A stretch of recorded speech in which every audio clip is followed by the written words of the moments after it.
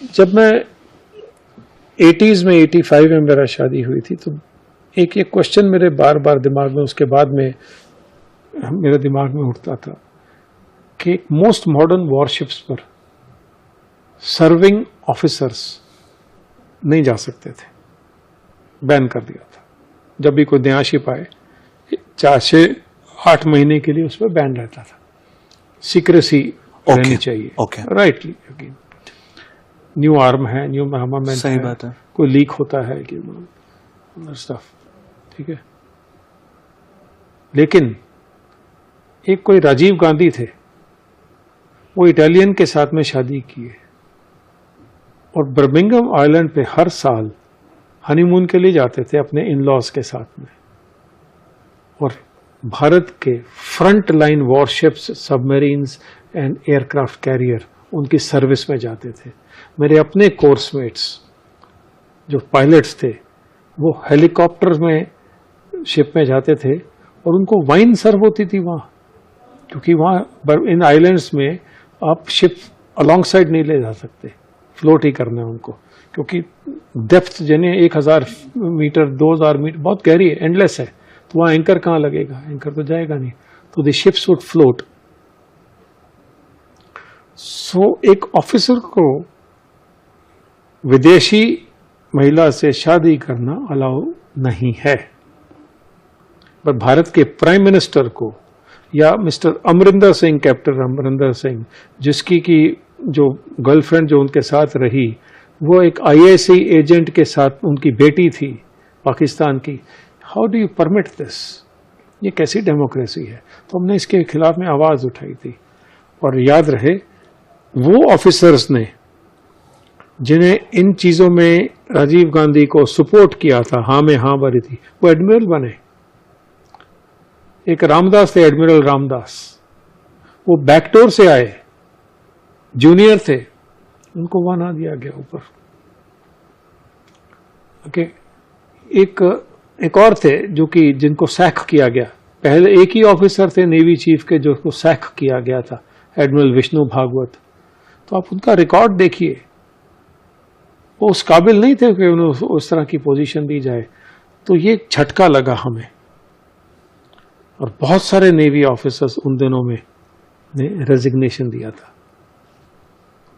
Resignation दूसरे तरीके से दिया था, कोई और तरीका ढूंढ के, क्योंकि आप प्रोटेस्ट नहीं कर सकते इस तरह का। तो गोविंद उस ऑफिसर की स्टोरी है जिसने ये सब झेला, बट अपनी पेट्रियोटिज्म दिखाई। तो ये ट्रू स्टोरी है। 1, 2, 3, 4 ऑफिसर्स की combined as one. My purpose was not to glorify officers. My purpose was to glorify my Navy. Navy का नमक खाया है, वो नमक आज भी खून में चलता है, राइट? तो उसमें उस ऑफिसर को जिसने गलती किया उसको एक्सपोज किया है, क्योंकि हनी ट्रैपिंग हुआ। ओके। और लेकिन एक सवाल पूछते पूछते रह गया था कि हनी ट्रैपिंग खाली एक के ऊपर तो नहीं हुआ, तो सारे ब्यूरोक्रेट्स कैसे बच गए? एक ही ऑफिसर को क्यों पकड़ा? तो ये कमजोरियां हैं हमारे सिस्टम में, और ये कमजोरियां आसानी से ठीक नहीं होंगी, because that's the law of democracy कि आपने किसी को तो पनिश कर दिया, चलो जान छूट गई, आगे चलिए, मैसेज चला गया होगा, बट मैसेज जाता नहीं है। बोफोर्स अचानक से नहीं हुई, ऑगस्टा अचानक से नहीं हुई। ओके, अगर आप फौज के खिलाफ में कुछ इस तरह के काम करते हैं और कंप्रोमाइज करते हैं और QRs क्वालिटेटिव रिक्वायरमेंट्स चेंज करते हैं, तो उसका असर आप पर तो नहीं होगा, बट मेरा फौजी मरता है और आगे वाली जनरेशन पे भी असर होता है। सो इसलिए जब ये चेंजेस हुए, एंड हेड्स ऑफ टू, क्योंकि मैं डरता कोई से नहीं हूं, heads off to prime minister Modi, जो चेंजेस ये लेके आए, जो फौज में चेंजेस लेके आए, जो उन्होंने जो हर 26 जनवरी या रिपब्लिक डे को ये चले जाते हैं बॉर्डर पर जवानों के पास में, उनके साथ दिवाली मनाने चले जाते हैं। आज तक कभी नहीं हुआ है। ये बहुत बड़ा हौसला बुलंद होता है। सियाचिन के ऊपर में एक बाना सिंह थे कैप्टन, अभी भी हैं, परमवीर चक्र। उसको कांग्रेस ने 2.5 एकड़ जमीन इनाम में दी थी क्योंकि सियाचिन जीता था अकेले बाना सिंह ने। तो प्रॉमिस कर दिया बहुत बड़ा, 2.5 इंच जमीन नहीं दिया है। तो आप फौज को धोखा ना दें क्योंकि दे आर प्रोटेक्टर्स। ऑलराइट। तो जब मेरे पाकिस्तान में बड़े अच्छे लोगों से कनेक्शंस हैं, तो जब मैंने पूछा कि आपने उस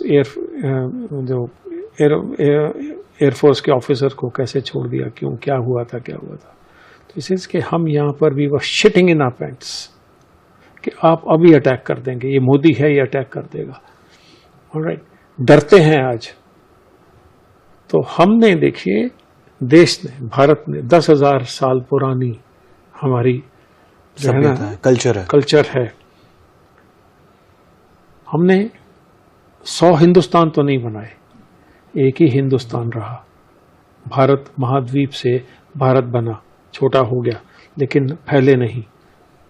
1700 साल पहले क्रिश्चियनिटी आई थी, आज 100 देश हैं क्रिश्चियनिटी के। 1400 साल पहले इस्लाम आया था, आज 56 देश हैं इस्लाम के। भारत तो अकेला रहा। हमने तो कभी ऐसा नहीं किया है। तो जो महात्मा कहे जाने वाले मोहनदास करमचंद गांधी हैं, नेहरू के साथ मिलके, गांधी डायनेस्टी के साथ में मेरे देश को बेचा है। इसका सबूत है रजनीकांत पुरानिक की बहुत बड़ी किताब है, नेहरूज 97 मेजर ब्लंडर्स। कांग्रेस पढ़ने को तैयार नहीं है उस सच को। उसने कोट किए हैं सारे किताबों को। उसके ऊपर में फिल्म बनेगी, ओके, ताकि लोगों को दिखाया जाए कि हमें पाकिस्तान चाइना का डर नहीं है, दुश्मन अंदर बैठा है। तो एज ए फौजी आई रोट गोविंद, ताकि लोगों को बताया जा सके कि अगर आप गिलहरी का काम कर दें तो राम सेतु को मदद मिल जाती है। क्या सही से बोला है, गिलहरी का काम करते हैं तो राम सेतु को मदद मिल जाती है। वो वेरी वेल पुट।